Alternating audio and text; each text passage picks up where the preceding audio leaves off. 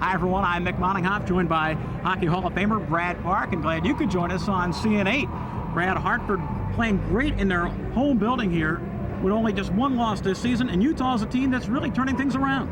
Well, Utah is a team that's trying to gain respectability as they're trying to move up that ladder. Hartford, on the other hand, had a great start. They didn't have a regular season loss through the first 12 games.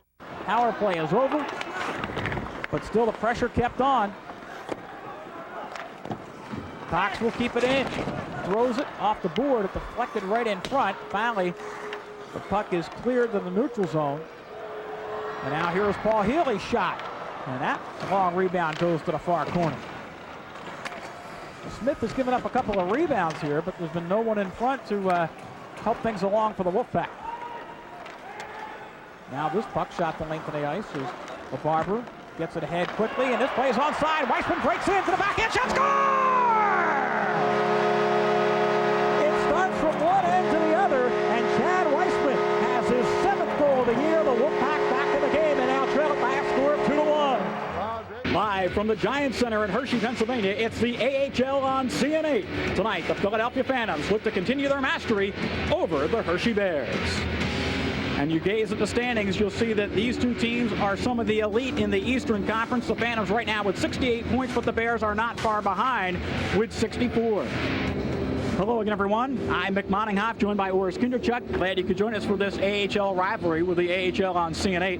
And Oris, it has been one-sided so far this year. Game number 10, and so far the Phantoms an unblemished record.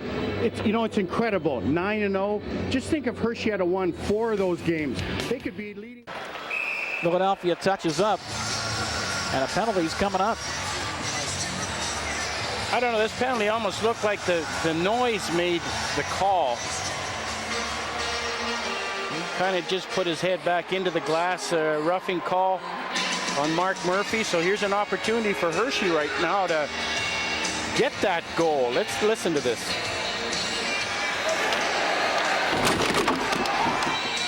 It sounded pretty good, yeah, it sure did. Dumas, I think, heard the same thing. So Murphy goes off for roughing at 16:42.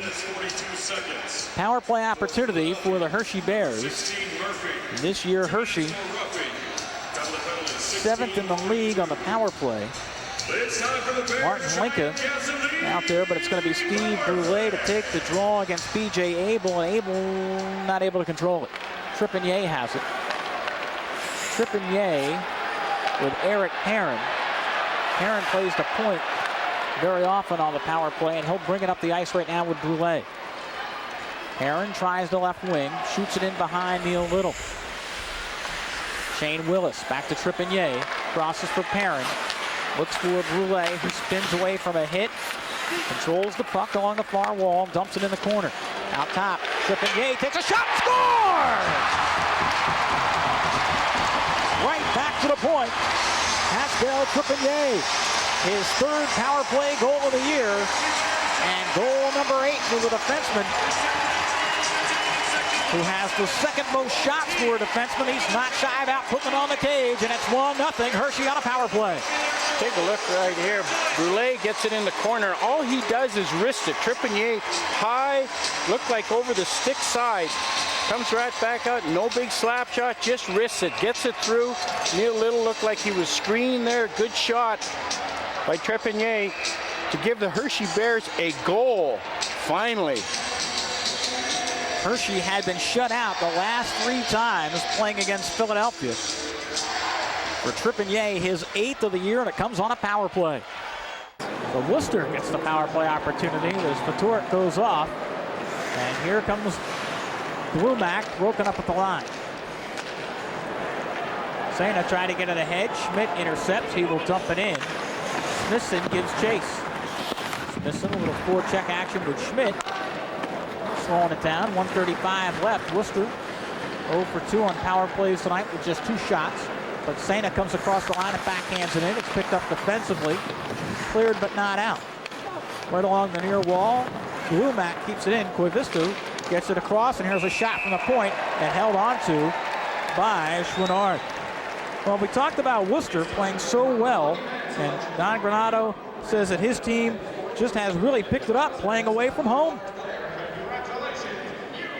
answer to that one, but no, you're right. We have played well on the road. It seems a lot of teams, and you get younger teams. We've had a lot of young guys in the lineup, and sometimes they squeeze the stick a little tighter at home, want to perform a little better, and it takes them out of their element.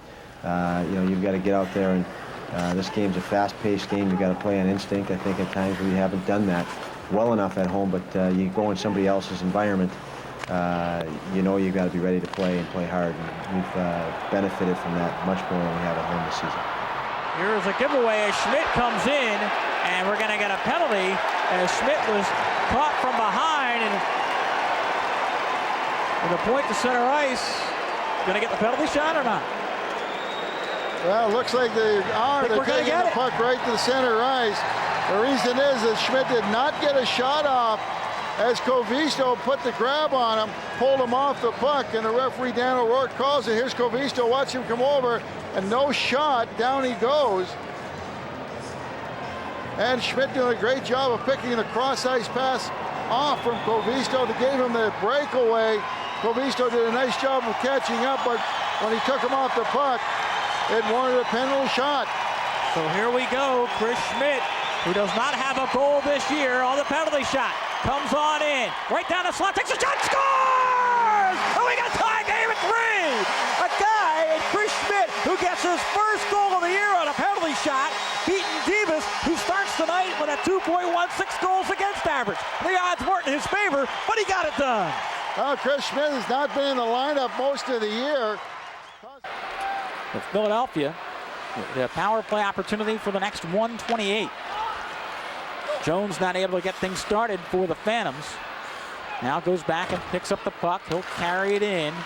Comes across the line. Drop pass for John Slaney. Gets it back to Randy Jones. Slaney top of the slot. Jones has it. Gives to Slaney. Shot. Hit the defenseman in front. But it goes right back to Jones. Kirby Law has it. Works against the three-man triangle. Law thought about shooting. Now they give it up to Jones. Back to Law. Finds Slaney. Makes the great glove hand catch. Puts it down. Centers it. Here's Kirby Law's shot. And that goes wide.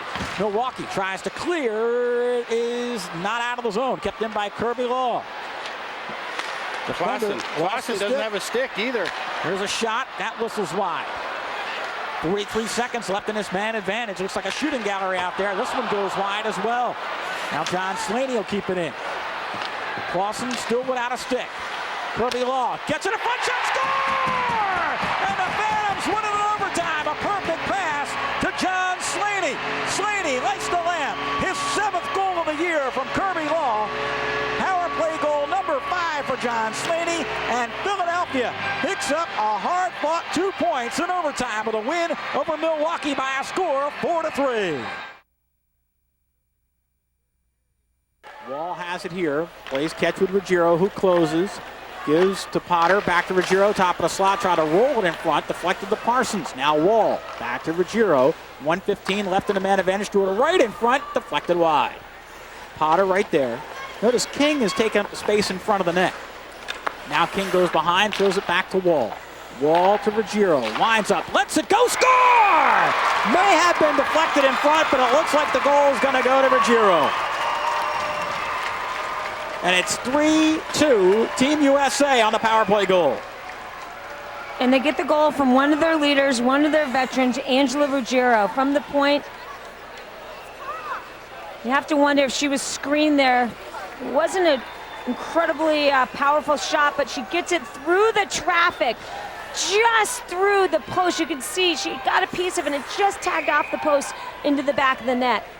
I think it was Ruggiero all the way. She used the defender in front as a screen and able to get it in that corner. And you could see Caitlin Shane did a good job with her kick save there, but it just almost, her skate looked like it touched the puck and bounced it off of the post and into the back of the net. Ruggiero has her 4th of the year for Team USA, and here's a shot by Stevens, and holding on is Caitlin Shane. But the power play goal by Angela Ruggiero gives Team USA a 3-2 lead with 9:08 to play in the 3rd.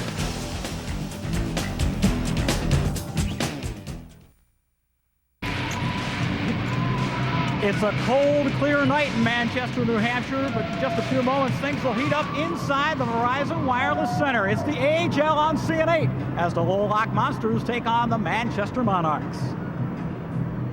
And when you look at the standings, you'll see that Manchester right now in first place in the division, but Lowell with games in hand right now, just 4 points back. So it's a very, very big game here on CN8 tonight. Right now joined by Jerry Cheevers. Pleasure to have you on CN8. And these teams go head-to-head for the 5th time this year, Jerry. And right now the series stands at 2 games apiece. Well, this is a terrific game for this tough Atlantic Division and you see that Lowell is 4 games behind, like we saw, but they have 4 games in hand. So if they win this hockey game tonight, essentially they'll be ahead of the Manchester Monarchs. Big game for both teams, obviously, but I think Manchester really has to win this game to maintain a safe lead. Manchester playing very well right now. Their head coach, Bruce Boudreau, says the reason has been the play of their defense, keeping shots down. Is where we usually don't give up a lot. I mean, if you look, we look at Brian Muir. Here's a guy with a great career. Yeah. Won a cup with Colorado back in 2001. Yeah. He, I know he's been looked at an awful lot by teams. You know, sometimes you need to just study defenseman. I know he's a little bit older now at 30, but still he can get the job done. I agree with you. He's a little older, but he should be a little wiser. That's right. Sometimes it's all, like you said, about playing position. Rouillet will shoot this one in. Bullet that goes off the back glass.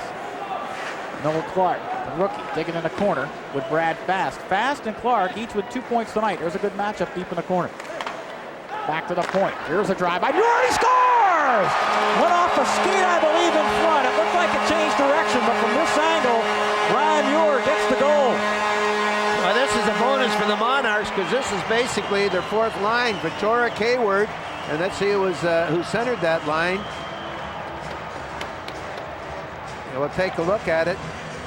Well, this is a good shot by Muir. You'll see Hayward down here. Oh, Noel Clark centered it right here. Let's see who this goes off of. Goes off of Clark, and it could have gone off of Hayward. I think it was Hayward. Yeah. But anyway, a terrific shot by Muir from the point. So Brian Muir putting one on net. And if that is the goal for Hayward, that would be his first of the season. And Muir, regardless, is going to pick up another point. Top scoring defenseman gets involved again. And now it's a 3-2 Manchester lead with 17:20 to go here in this 3rd period.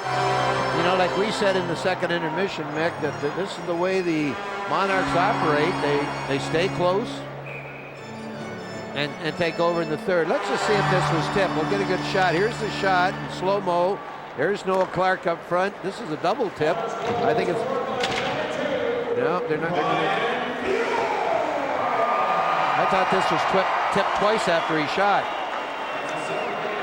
Well, they may change it, but regardless, Muir took the shot and it found the net. There's no doubt about that. It's a 3-2 lead, and now the pace has quickened for Manchester as they have the lead once again right in front. Rosa backhander. Oh, what a save by Denny Sabrin, and he holds on. Well, you can't leave a guy like Pablo Rosa right on the doorstep. That can't happen. Now, this is a big save. If the Lowell Lock Monsters go on to get a point or even win this game, you'll have to go back to this save where the leading scorer in the AHL is all up front in front of your goal. He's going to try and go to his backhand.